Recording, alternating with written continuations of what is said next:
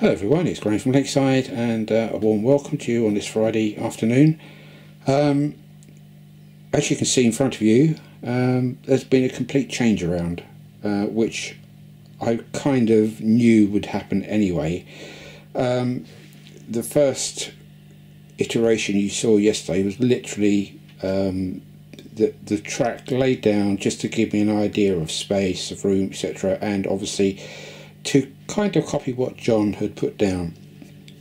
Now, as I said on the video yesterday, I wanted to walk away from it and then come up here this morning and have another look and a rethink, and that's exactly what I did. Now, last night I was figuring out in my head all the different options. I was reading through your comments, which there were many of, and to be honest, there were so many that I couldn't actually reply, because I'm just thinking, well, you know, if I carry on like this, I could end up with about 98 different variations on the same thing.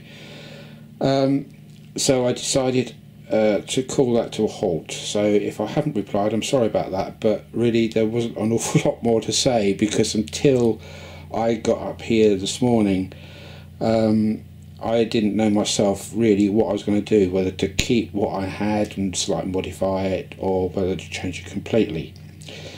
And what I've ended up with is a complete change, which is what I kind of guessed I thought might happen. It's not until you actually start working within the area that you think, oh, actually, okay, maybe that would work better that way. It looks all very good on paper, and I thank you very much, John, if you're watching this video, for what you've done for me. But hopefully you may agree with what I've got here as a reasonably good substitute. Now, as you know, one of the major problems was this beam going across here, affecting the points, and some people said, oh well, what you could do there is put a surface mounted point motor. Yes, I could, but then there's going to be problems with incorporating that on my ECOS, where I operate all my points from. And the other thing was, I really wasn't that keen on the surface mounted point motor, even though it would be hidden. And anyway, I thought, well, there must be another option, so I decided to have a think on it. And it wasn't just that particular point there were other issues as well which I could see. And I think the main thing was that ever since I've done Lakeside, that shed has always been up the other end, and it never really occurred to me whether that should change position. But this morning, me being me, typically, I thought I'm going to turn this all on its head completely, and I thought I would have the shed this end of the layout. And what I've done, if I pan round, is I've now done that. So now what I've got is, it all works for me, to be honest. There's nothing there I really want to change. So what we have, if we start this end, we've got two tracks here which are feeding out of the end of the shed. I've taken away the school here. I was never happy really with that school, the building itself, and I'm thinking, well, the kids go to school from the village in the main city, which is over the other end. So it's a bus ride, there's the bus waiting for them, there's a bus ride into town, take them to school. So this area, I'm going to make the access for vehicles, lorries, etc. Into this area. Now that's going to be nice, because I can now have low loaders with locos on them. I can have car parking area for the guys who work here. So that's going to be a nice little area to build up now, and it's going to be incorporated within this TMD area.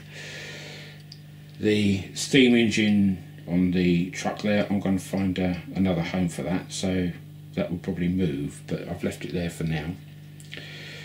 So let's start up here. So I've still got the point feeding into the whole lot with the Y point just there. So the Y point feeds into the cattle dock area just here with my little terrier, and from there you've got the single track where it starts then pairing out into different points and tracks. So I've got a track going round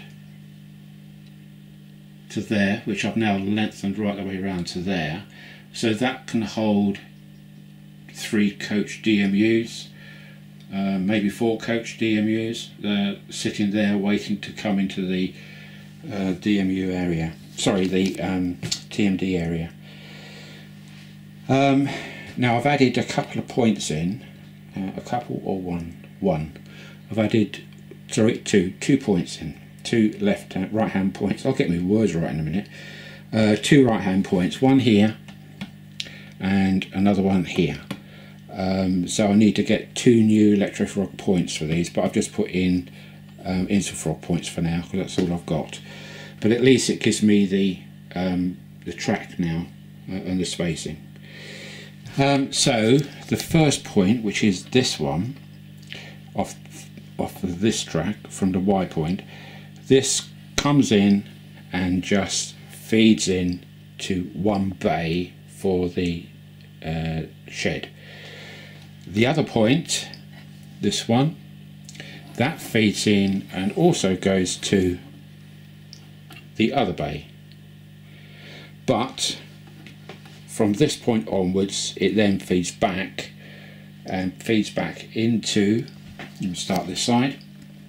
This is the fueling area now, so I've got enough room for 3, maybe 4 tankers there, and I've just got a class 73 sitting there doing its duties of pulling and pushing these tankers in and out.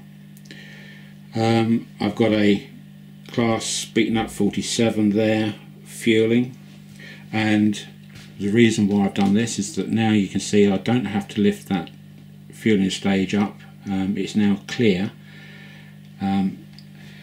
So this track here is purely for parking and fueling up. If we come back to this point, and then this point serves this track, which is also for the wash facilities, and the other side for the fueling, and that goes down to there. And so he can shuffle off down there. Shouldn't really push it like this, I know, but so he can fuel there without any issues, perhaps stay there and then come back and maybe have a wash, and then carry on doing its duties. The other track here is just purely a staging post, if you like, and I've just got a class 17 sitting here waiting. Perhaps he's just had the wash or waiting to be washed or whatever. It's just a staging position. So that gives me quite a nice section for the TMD. Now, bearing in mind, you know, I really haven't got an awful lot of room here, so I'm trying to squeeze in as much as I can on this little space, and I've got some areas here which I can fill up with bits and bobs, and then over here that would just be ballast and gravel and grass, etc. in that side there. And then we come round, and as I say, we've got this area here which I can now utilise for a car parking area and access to vehicles and pedestrians and people when they come to work and go home from work, and I think that will work out quite nicely for here. So there we go, and this now I'm happy with. So please, no more suggestions about double slips, adding points or anything like that. I'm happy with this. I'm going to go with this now. I know you're probably sitting there thinking, oh well, if you did this you could do it. Well, probably, but I'm not going to, because as I'm happy with what I've got here. and I don't want to start figuring around anymore with laying it out differently. I think this works out quite nicely, so I'm going to go with this. So my next job now really is to take it all up again, because I've got to, obviously I've got to fit these 2 points, electrical points, but I need to take them all up so that I can wire them. Now I know the positions, I can drill holes for the point motors to pop up through, and then we can fix it all down properly. So that's the score at the moment, and I think, to be honest with you, that's going to look really nice by the time I finish with it. I've got plans for the shed with pits in below it, which I'll have illuminated. Obviously the shed will be illuminated. I will have toolbox and people working on in the area. I've got some jacks, and I may have, what I'd like to do is have one loco in here, like a 37 perhaps, up on jacks with the bonnet open and somebody inside the bonnet working, just as a, if you like, a little cameo scene. I think that would look quite nice. So this will all be nicely done at the end of the day. It won't just be a shed and a couple of bits of track, it will be decked out. That's probably going to take the longest actually. So we'll be looking out for a spare, probably non-running class 37. It doesn't really matter what the state of it is, because I shall take a hacksaw to it. Good. Okay. Right. Well, that's it for now. So I will love and leave you, and I'll post this up, and then I will do another video once I've got all the points down permanently and wired up and operating, and maybe even some ballast down, but we'll see on that. Okay folks, so that's it for me for quite a while, I would think, probably a week or two now before I get anything else up, because that's going to take me quite a while to do with all my other jobs I've got to do around the house and the garden. So take care, and thank you for watching. So bye for now. Bye. Right, I just thought before closing off completely I'd show you the TMD area with the manor house back in position from this angle, because it gives you quite a different aspect of it. So that's it looking down from this end. If I go around the side, if I can without knocking anything over.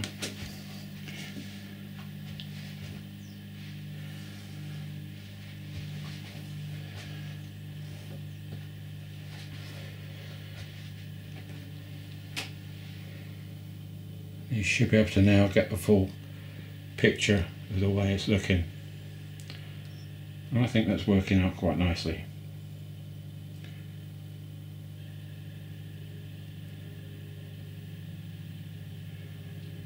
And I can see that car park area in my mind's eye now.